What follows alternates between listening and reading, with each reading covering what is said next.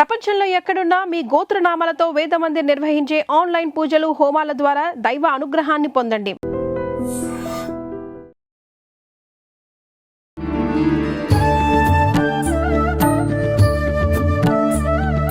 నమస్కారం, welcome to I dream. ధర్మ మార్గం విత్ విజిత కార్యక్రమానికి స్వాగతం. ప్రస్తుతం మనతో పాటు ఉన్నారు సుప్రసిద్ధ జ్యోతిష్య వాస్తు పండితులు బ్రహ్మశ్రీ నాయకట్టి మల్లికార్జున శర్మ గురువు గారు. ఇప్పుడు వారితో మాట్లాడి మరిన్ని విషయాలు తెలుసుకుందాం. నమస్కారం గురుగారు. నమస్కారం గురుగారు, ఈ మధ్య కాలంలో మనం ఎక్కువగా గమనించినట్లయితే వివాహం అయిన తర్వాత ఎన్ని రోజుల వరకు కలిసి ఉంటున్నారనేది ఒక పెద్ద ప్రశ్నార్థకంగా మారింది.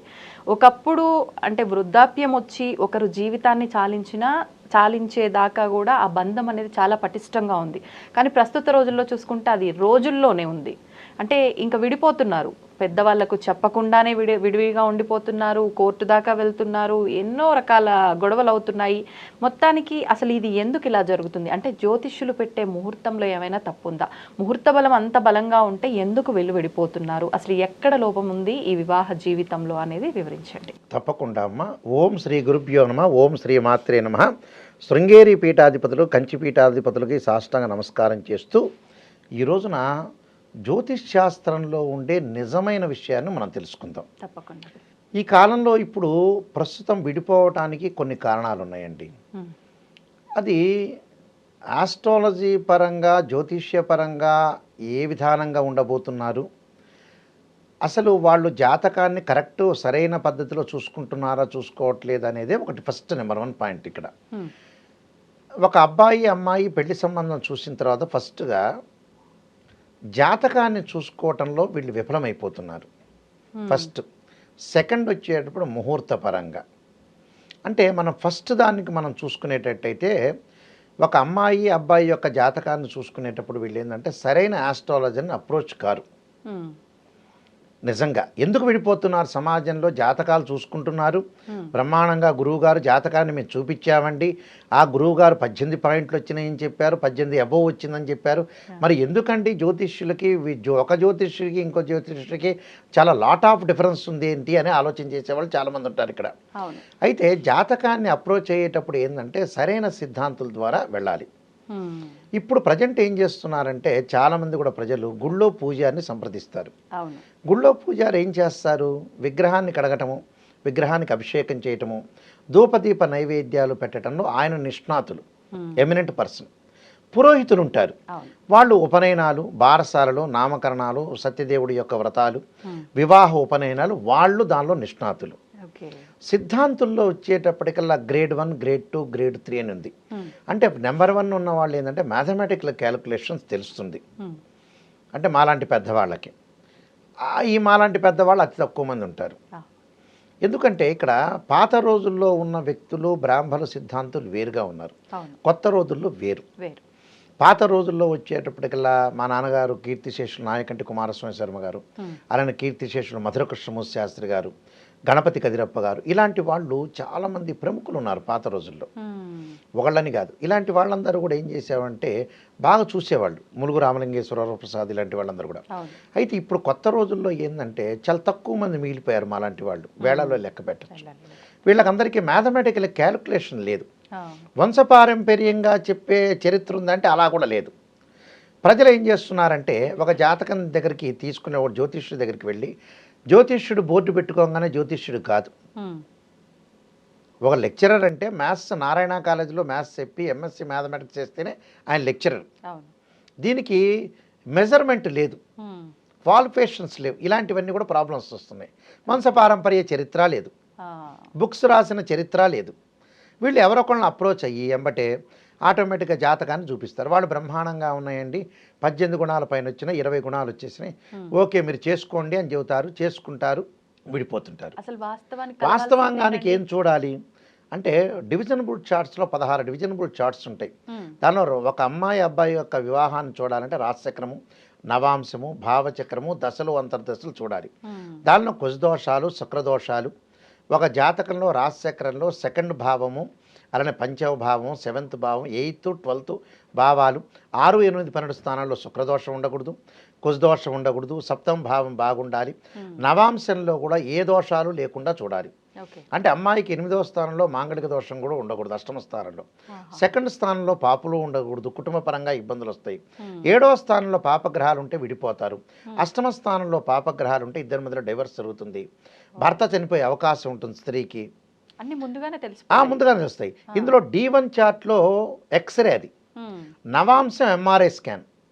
నవాంశాన్ని కూడా చూడాలి. డివిజనబుల్ చార్ట్స్ చేశారు మ్యాథమెటికల్గా. నవాంశచక్రాన్ని చూసి మళ్ళీ భావచక్రంలో ఏదైనా డిగ్రీలు మారిపోయినాయి, భావచక్రాన్ని కూడా చూడాలి. దశలో అంతర్దశలు, ఏ లగ్నంలో ఏ దశలో బాగా కలిసి వస్తుంది, ఏ దశలో కలిసి రాదు, ఎప్పుడు వివాహం చేయొచ్చు, ఇవన్నీ చూడాలి. దాన్ని కరెక్ట్గా రెమెడీస్ చేసుకోరు వీడు. మంచి ఆస్ట్రాలజీని అప్రోచ్ అయితే కాస్ట్ ఉంటుంది, పూజలు చేయాలంటే కాస్ట్. కానీ మన వాళ్ళు ఏం చేస్తారంటే ఆ 40,000 50,000 పూజ ఖర్చు పెట్టుకోకుండా యాపిల్ ఫోనో సెల్ ఫోనో అంటే ఎంజాయ్మెంట్ ఖర్చు పెడతారు డబ్బులు. ఇప్పుడు కాస్ట్ పెట్టకపోతే జీవితాంతం మనం బాధపడాలి. ఆ డబ్బులు పోలీస్ స్టేషన్లో కోర్టులో ఇస్తారు అంతే. ఇప్పుడు గురుగారు ఇంకొక విషయము, చాలా మంది ఒక సంబంధం వచ్చింది అని అంటే ఎట్లయినా వాళ్ళిద్దరికే పెళ్లి చేయాలి అని చెప్పి పేర్లు కూడా మార్చి మరీ వాళ్ళకి మ్యాచ్ చేసి పెళ్లి చేసే వ్యవహారం ఎక్కువగా చూస్తూ ఉన్నాం. అవును. అది నిజంగా ఎంతవరకు కరెక్ట్ అంటారు? పేర్లు మార్చేది ఏంటంటే పాత రోజుల్లో జాతకమును డేట్ ఆఫ్ బర్త్ లేకపోతే పేరు మార్చేవాళ్ళు. అంటే ఆ పేరు మార్చేవాళ్ళు అంటే దానికి ఒక రీజన్ ఉంది.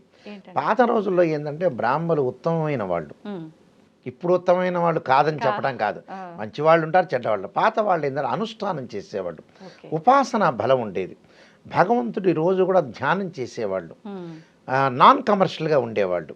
ప్లస్ వాళ్ళు ఏం చేసేవాళ్ళు, చక్కగా రోజు కూడా శివుడి యొక్క ఆరాధన, అమ్మవారి యొక్క ఆరాధన, జపము తపము చేసుకునేవాళ్ళు. చేసుకొని చక్కగా వాళ్ళ నోటి వెంట ఒరే ఈ పేరు మార్చుకొని బాగుంది అంటే బాగున్నట్టే అర్థం. ఇప్పుడు అలా కాదు. ఇప్పుడు ఏంటంటే అవి కూడా ఏంది నామినల్గా అవి, కానీ అప్పట్లో కూడా డేట్ ఆఫ్ బర్త్ టైమే చూసేవాళ్ళు వాళ్ళు. ఈ పేరు మార్చడం అనేది ఏంటంటే కేవలం నామినల్. అప్పుడు ఆ బ్రాహ్మణుడు భగవంతుడి యొక్క అనుగ్రహం వల్ల మంచి జరిగింది. ఇప్పుడు ఏంటంటే డేట్ ఆఫ్ బర్త్లు వచ్చినాయి కాబట్టి ఫుల్ ఫ్లెడ్జ్డ్గా నాలెడ్జ్ ఉంటుంది ఇక్కడ. అంటే అన్ని రాశి చక్రాలని అనాలిసిస్ చేసి క్లియర్గా భర్త ఎలాంటి వాడు, భర్త యొక్క క్యారెక్టర్ ఏంది, భార్య యొక్క క్యారెక్టర్ ఏంది, అత్తగారి యొక్క క్యారెక్టర్ ఏంది, మామగారి యొక్క క్యారెక్టర్ ఏంటి, అసలు వీళ్ళ యొక్క సిటీ స్కాన్ ఎంఆర్ఐ స్కాన్ ఏంది అని చూస్తాను జాతకంలో. వెంబడి ఆటోమేటిక్గా తెలిసిపోతుంది అది. అందువల్ల పేర్లు మార్చడం కంటే కూడా జాతకంలో నక్షత్రాలు, గ్రహాలు, లగ్న కుండళ్ళు చాలా ఇంపార్టెంట్. అలానే ఇప్పుడు ఇక్కడ గ్రహమైత్రి అనేది 18 పాయింట్ అనేది కూడా రాంగే. 18 పాయింట్లు చూసి పెళ్లి చేసుకునే వాళ్ళు కూడా డివర్స్ అయ్యారు. అందువల్ల జాతకాన్ని మొత్తం అనాలిసిస్ చేయాలి. చేసిన తర్వాత కూడా ఈ 18 పాయింట్లు కూడా చూడాలి, కానీ అదే ప్రాతిపదిక చూడకూడదు. ఈ 18 పాయింట్లు కూడా గ్రహమైత్రి, రాశి పొంతన, రజ్జు దోషాలు, తర్వాత వర్ణ కూటమి, షష్టాష్టకాలు, నాడీ కూటమి, గణ కూటమి, యోని కూటమి, వశ్యము, వర్ణము, తారాబలం చూస్తారు. అంటే ఇవి చూడాలి, అవి చూడాలి, రెండింటిని కూడా క్లారిటీగా చూసుకుని వాళ్ళిద్దరికి అమ్మాయికి అబ్బాయికి వేద నక్షత్రమా కాదని కూడా చూడాలి. సెకండ్ పాయింట్ ఏంటంటే ముహూర్తం. మనం ముహూర్తానికి ఏం చేస్తారంటే వీళ్ళు బ్రహ్మాండంగా ఫంక్షన్ హాల్ తీసుకుంటారు, 20 లక్షలు పెట్టి ఫంక్షన్ హాల్ తీసుకుంటారు, చక్కగా ఫోటోగ్రాఫర్ని పెడతారు, అన్నీ పెడతారు. సమయాన్ని ముహూర్తానికి శుభముహూర్తానికి జీలకర్ర బెల్లం పెట్టరు. ఆ గురువుగారిని ఎంచుకోవటం వల్ల కూడా వాళ్ళు తప్పు చేస్తారు. ఎవరు గురువుగారు తక్కువ వస్తే వాళ్ళని చేసుకుంటారు. ఆయన ఒకవేళ గురువుగారు 30,000 అడిగారు అనుకో, 40,000 50,000 పెళ్ళికి 10,000కి వస్తారా, 5,000కి వస్తారా, మిగతా ఖర్చు అంతా వాళ్ళు పెడతారు. తినే వెజిటేబుల్ బిర్యానీ పెడతారు, ఫుడ్డు పెడతారు, అవి తిన్నంత తింటారు, పారేసినంత పారేస్తారు. అసలు విషయానికి డబ్బులు ఖర్చు పెట్టకపోవటమే లోపం. మన దగ్గర ₹1,00,000 ఉందంటే ఆ ₹1,00,000ని ఆరోగ్యం బాగాలైతే ఫస్ట్ డాక్టర్ ప్రయారిటీ ఇవ్వాలి. వీళ్ళు అలా డాక్టర్ ప్రయారిటీ ఇవ్వకుండా, జీవితాలకు ప్రయారిటీ ఇవ్వకుండా సెల్ ఫోన్లు, ల్యాప్టాప్లు, ఐక్యాలో వెళ్ళటం, బ్రహ్మాండమైన టేబుల్స్ కొనటం, మిగతా వాటికి ఇవ్వటమే లోపం ఇక్కడ. అంటే డబ్బుని యూటిలైజ్ చేయటం అనేది చాలా ఇంపార్టెంట్. ఇప్పుడు మనం ఏది మంచిది, ఏది మంచిగా ఉపయోగపడుతుందని చూడాలి వీళ్ళు. ముహూర్త ప్రకారంగా 10:23 కుంభలగా మిథున లగ్న పుష్కరాంశంలో పెళ్లి చేస్తున్నారంటే చేయట్లా, ఆ సామాన్లు కూడా సరిగ్గా తేవట్లా. కావాలంటే ప్రాక్టికల్ ఎగ్జిట్ పోల్ సర్వేలో నేను చెప్పినట్టు 100% ఉంటుంది దానిలో. అక్కడ 10:24 అంటే ముహూర్తాన్ని అనుసరించరు. ఈ లోపల ఇద్దరు మేకప్ చేసుకోవటాలు, గురువుగారు పంతులు గారు ఆగండి మా అమ్మాయి వస్తుందని చెబుతారు. అది 10:23 కాస్త 11:23 అవుతుంది. ఆయన ఏం చేస్తాడు, గురువుగారు కొన్ని మంత్రాలు తగ్గించేసేయండి, కొన్ని మంత్రాలు వేద మంత్రాలు తగ్గించి తొందరగా చేయండి, వచ్చిన ప్రేక్షకులందరికీ ఆకలి అవుతుందని చెబుతారు. ఇప్పుడు ఈ మధ్యకాలంలో గురుగారు ఈ ఫోటో షూట్లు పెళ్లికి ముందే చేసుకోవడాలు అండ్ ఆ పెళ్లి మండపంలో కూడా ప్రాధాన్యత మంత్రాలు విని దానిని అర్థం చేసుకునే భావంలో కాకుండా ఫోటోల పైన ఎక్కువగా శ్రద్ధ పెట్టడాలు వీటన్నిటి వల్ల కూడా ఇది కొంచెం ఎఫెక్ట్ అవుతుందేమో అనిపిస్తుంది. అవును, ఫోటోలు తీసుకోవటంలో తప్పులేదు, మెమరీగా తీసుకోవాలి, కానీ అంతవరకు పరిధిని ఉండాలి. ఈ డెకరేషన్ చేసేవాడు కూడా ముందు రాడు 10-23 కంటే 9:30 వరకు చేస్తుంటాడు. కావాలంటే హైదరాబాద్ ఈ సమయంలో చూడండి, 100 ఫంక్షన్ హాల్స్లో 85 ఫంక్షన్ హాల్ నేను చూపిస్తాను. ఆ టైంలోనే అతను ఏం చేస్తుంటా అంటే ఫంక్షన్ హాల్లో గురువు గారు వచ్చే వరకు చేస్తూనే ఉంటాడు. ఆ గురువు గారికి ఎన్ని మంత్రాలు తగ్గించాలో ఏమిటో ఆయనకి అర్థం కాదు. ముహూర్తాలానికి ముందుగా ఉండకపోవటం ఒకటి, సామాన్లు లేకపోవటం ఒకటి, మంచి వేద పండితులను గురువు గారిని ఎంచుకోకపోవటం వీళ్ళ లోపమే, ప్రజల లోపమే. అది ప్రజలు 100% ప్రజల లోపమే. అంటే అన్నీ కరెక్ట్గా ఉంటే ఖచ్చితంగా వాళ్ళు కలిసి ఉంటారని అంటారా? అన్నీ కరెక్ట్గా ఉంటే ఖచ్చితంగా ఉంటారమ్మా. ఒకటి చూడండి, భార్య 2 లక్షలు సంపాదిస్తుంది, భర్త 1 లక్ష రూపాయలు సంపాదిస్తాడు. భార్య ఈగో ప్రాబ్లం ఉండకూడదు, భర్త ఈగో ప్రాబ్లం ఉండకూడదు. ఎందుకంటే మనం రహస్యం ఏంటంటే ఇందులో మానవుడి యొక్క నిగూఢ రహస్యం ఏంటంటే మనిషి ఏ రోజైనా చనిపోయేది, బతికుండేది ఏమీ లేదు. మనం ఇక్కడ పర్మనెంట్ కాదు, శాశ్వతం కాదు. మనం పుట్టాము అంటే చనిపోయే డేట్ కూడా ఉన్నట్టే, వాడు రాసి పెట్టేశాడు. మన ప్రయాణం రోజుకి వయసు పెరుగుతుందంటే తగ్గినట్టే అర్థం. కాబట్టి మనం బాగుండాలి, పిల్లలు బాగుండాలి, పిల్లలకు ఎక్కువగా ప్రయారిటీ ఇవ్వాలి. పిల్లల యొక్క పెళ్ళిళ్ళు వాళ్ళ ప్రాధాన్యత ఇవ్వట్లేదు, డబ్బుకు ప్రాధాన్యత ఎక్కువ ఇస్తున్నారండి. టోటల్గా మనుషులు డబ్బులకు ప్రాధాన్యత ఇస్తున్నారండి. కొంతమంది నా దగ్గర ఎగ్జాంపుల్ పిల్లలకు పెళ్ళిళ్ళు చేయని వ్యక్తులు కూడా చాలామంది ఉన్నారు. డబ్బు కావాలని, ఆ అమ్మాయి జాబు చేస్తుందని ఆ అమ్మాయికి పెళ్లి చేయని వ్యక్తులు ఉన్నారు, అబ్బాయి జాబు చేస్తున్నానని పెళ్లి చేయని వ్యక్తులు కూడా చాలామంది ఉన్నారు. ఈ మధ్య బంధాలన్నీ కూడా డబ్బుతోనే. మనిషి అంటారు, మనిషి అంటే తెలుగులో ఎమ్ అని వస్తుంది, మనీ అంటే ఎమ్ వస్తుంది, 2 ఎమ్ములే అంతే. అలానే ఉంది. ఇప్పుడు ఎమ్ అనేది ప్రాధాన్యత. విటమిన్ ఎమ్ అన్నారు, విటమిన్ ఎమ్ అని పాత రోజుల్లో నేను ఉన్నప్పుడు గుంటూరులో అనేవాళ్ళు. విటమిన్ ఎమ్ అంటే ఏందని అర్థం చేసుకున్నా. తర్వాత డబ్బు అని అర్థం.